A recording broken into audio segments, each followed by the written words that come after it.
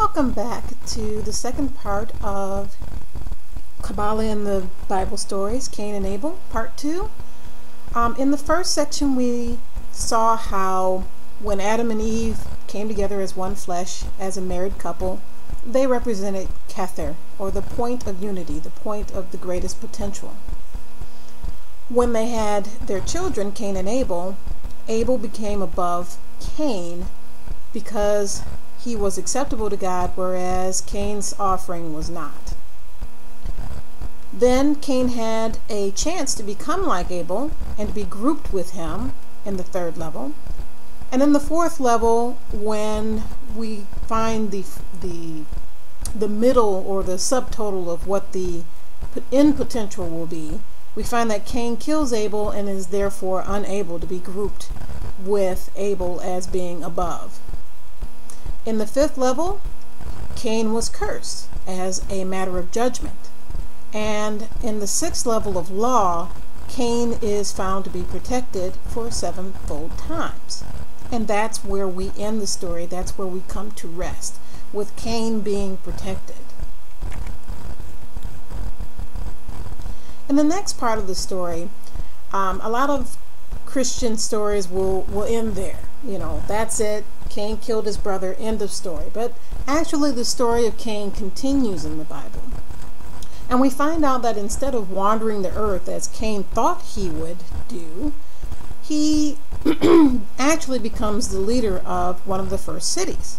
The Bible says of Cain, and he built a city and called the name of this city after the name of his son, Enoch. Well, why is that? How did Cain go from fearing that he would be unable to feed himself and become a beggar to becoming the leader of this city? Well, we have to go back. We have to go back and look at the first part of the story where Cain faced his judgment. And in there we saw that Cain was no longer able to produce food out of the ground. The earth just would not produce for him, no matter what he did. That was his curse for killing his brother. And it's because of this curse that Cain fears that he's not going to be able to feed himself and that he'll be a beggar. What Cain is doing, though, when he tells God, hey, you know, if I'm unable to feed myself, you know what's going to happen? People are going to kill me. I'm going to be begging and no one's going to help me, and they're going to wind up killing me. And so what Cain is actually doing, he's indicting the rest of humanity. He's saying that the rest of us are so cruel and unjust and unkind that we'll see him out there, hungry, naked, whatever, and not help him at all. And although it's not said in the Bible, Yahweh actually agrees. And that's why he gives Cain protection. You see, we have been judged also in this moment. And in that judgment, we are found that our love, or the way that we love, is not compassionate enough. We really don't know how to love each other. And that is what leads to later on when Jesus tells us to love our enemy. It is based on this principle that in order for us to become like the higher level of what we were intended to be, we must love everyone. We must be willing to take care of everyone, including that guy that killed someone. This is all very difficult, and it's all, you know, very different than what we're taught or told or how we're expected to behave, but really that's what it's based on. It is also the reason why all sins can be forgiven, including murder. Because at the end of the day, what causes one to murder has to be fixed. And part of that has to do with our love and feeling complete and wanting to complete each other. The protection that is given to Cain has a big thing to do with the whole unfolding of the Bible. Because Cain is protected, the seed of the serpent, what we have found is the seed of the serpent, that 7 times that he's given up protection is really the time that human beings, it may indicate how long it takes human beings to finally learn how to do this, how to love completely, to love their fellow man, so that if they see someone naked, they will take care of them.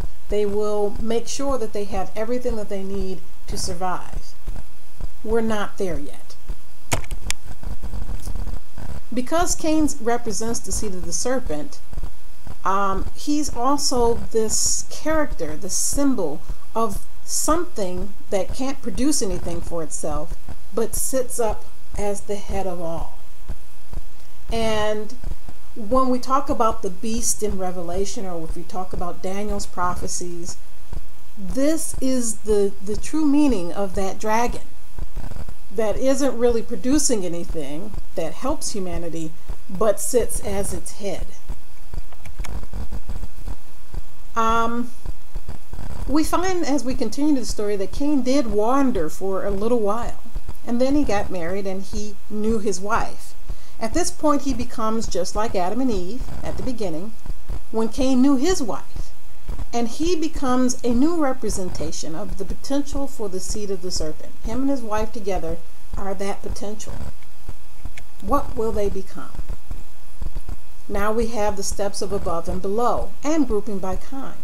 So here Cain has become the ruler of this city. He is the ruler, and the people are below him. But how does his children come to be grouped? Just because he's the seed of the serpent and he proved himself to be the below classification, that doesn't necessarily mean that what springs from his loins will be that way too. Yet, when we look at the lineage of Cain, we find that Lamech becomes the deciding factor. Like Cain, he commits murder, and he proves that the children of Cain are also the seed of the serpent. But there's more to this story. I mean, Lamech, aside from Lamech, there's some other children of Lamech that are also given descriptions. And symbolically, they are reflective of the seed of the serpent. They deal with iron and brass, which is one of those symbols of the serpent. And there are other things in there that are key symbols of the serpent.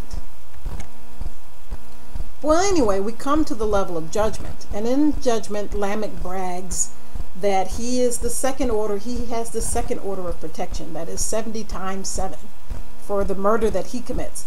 He says Cain got sevenfold protection, and I've got 70 times that protection.